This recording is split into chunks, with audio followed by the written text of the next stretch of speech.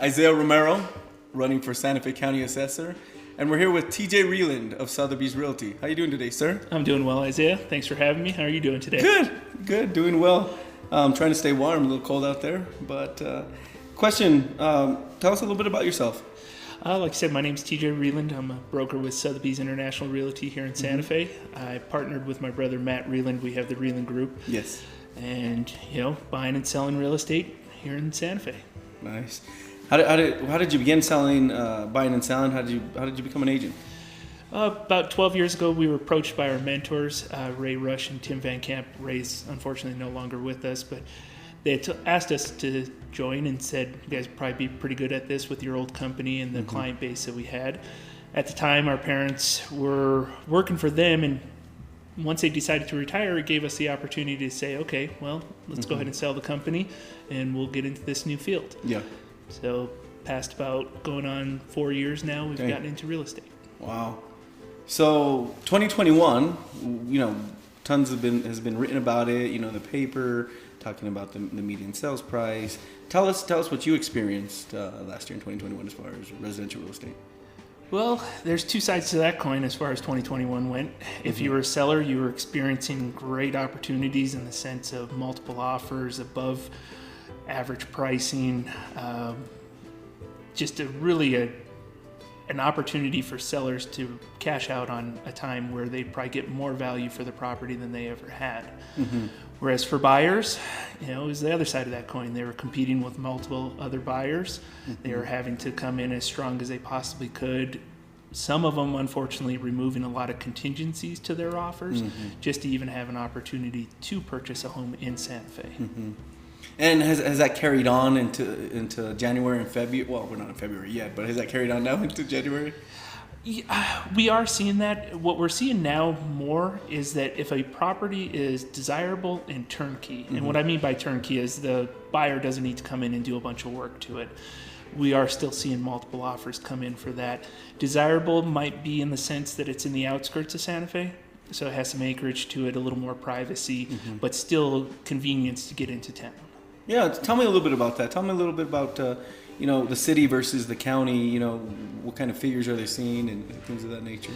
So in the city, that's going to be a different dynamic in the sense that you have somebody that wants to be within the city. Maybe they have a young family, and so it's convenience to get them to school, practices, daycare, shopping, things of that nature. Somebody looking in the county, they're okay driving 10, 15, 20 minutes, depending upon where they choose. And where the family chooses to buy really does determine the price point. If we're looking on the north side of the county, we're seeing a median price range in $1.2 million. Talk to us a little. What we talk about these sectors, and I know us, that are in the business know what that includes. What is it? What parts of town does that include? So when you're looking at the northwest side, northeast side of town, you're looking north of the plaza. Okay. So you're taking 285 heading north, heading out on 599 on the northwest side to Las Campanas, Aldea, things in that area. Yeah, exactly. On the northeast side, you're staying on the east side of 285, getting more into the Old Taos Highway, Sierra del Norte, North Summit, South Summit, areas like that. Okay. So you're saying 1.2? That is the median for the northwest side. If we take the total county, and that includes all areas, south, north, everything, we're looking right above 680,000. And the city was at near the 500 range, right? Yeah, and the same thing with the city is, if you break it up into sectors, you're going to have variations in the price points. Whereas if you look as a whole of the city, it is going to be above 500,000 in total sales. But like for where I grew up on the B4S, 4N, that area, which is more the central part of town, those are stem homes in that neighborhood. They're looking about 425 to 450 in the median price range. Okay. So, the question, especially for those who are wanting to buy their first home or their second home, is it possible to find a piece of real estate that's in the 300s, in the 400s right now in this market? There is still that possibility. There's a good chance you're going to have to put some work into it. Okay. So if you're willing to do a little sweat equity, why not? If you got the ability and you have the time to put this stuff in. The only other side of that is, Everybody knows about the pandemic and trying to get a new refrigerator, trying to get new appliances. You're going to have to plan it out, I guess is what I'd say. That's true. That's true. Another thing that we were talking about off camera was, the thing that's driving these values or that is somewhat driving the values are the people that are coming from out of state. Where are they coming from? So over the last couple of years, it's been the first time that we've actually had California buyers outnumber Texas and Oklahoma. Oh, wow. I had no idea. So the California buyers that we're seeing come in, they're definitely pushing the envelope, but we do get a draw from all around the world and the nation. Mm-hmm. Santa Fe's always been a desirable place. But right now, what we're seeing from out-of-state buyers is that they love the lifestyle, mm-hmm. they love the Four Seasons, they love the fact that you have hundreds of restaurants to choose from, the culture, the museums, not so much nightlife, but you do get some aspect of that. But then you also get the mountains. You get the outdoor activities for your family, something for people to enjoy, and you're not dealing with 5 million people. Yeah, that's true. We were talking a little bit about that, another competing market being Colorado. We had quite a bit of people moving in from Colorado as well. Why do you think, what are your thoughts on that?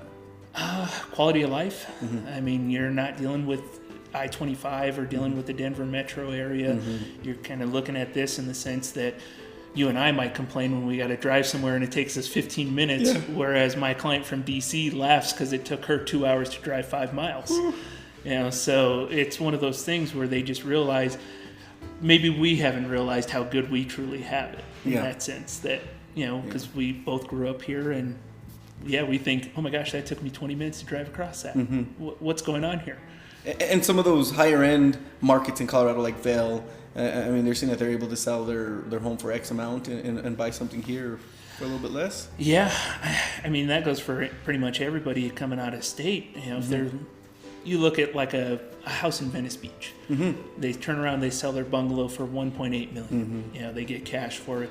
Maybe they owed $400,000. So they're walking away with $1.4 million. They find a home in Santa Fe for $800,000. Yeah. They're still pocketing $600,000, and so they're coming in as an all-cash buyer and able to waive some of those contingencies. Whether it be inspections, insurance, financing. Sight unseen. Yeah. That one is it's a tough one. The sight unseen, but it's happening. Yeah. Wow. Next question for you is, what do you think in the next few months will be that hot market? I know from year to year, it's like, this price point was hot or this area was hot. What do you think will be the hot area, the hot price point in the next few months? Well, we're still seeing the luxury market really stay active. It's that I think will continue to be active, and we're seeing that nationwide. As far as for the median range, the biggest thing that's going to happen there is that we're actually seeing another dynamic happen where you have millennials that are inheriting about $7 trillion from their parents and grandparents right now. And then you have baby boomers that want to downsize. So those two entities are competing in the same price point right now of the $450,000 to $750,000, $800,000 range. So I think that market will actually still stay pretty active as well. All right. Well, TJ, thank you so much, man. Thank you for coming out and talking to me, and have a great day, man. Yeah, thanks for having me out, Isaiah. You got it. Good luck with the run. Thank you. All right.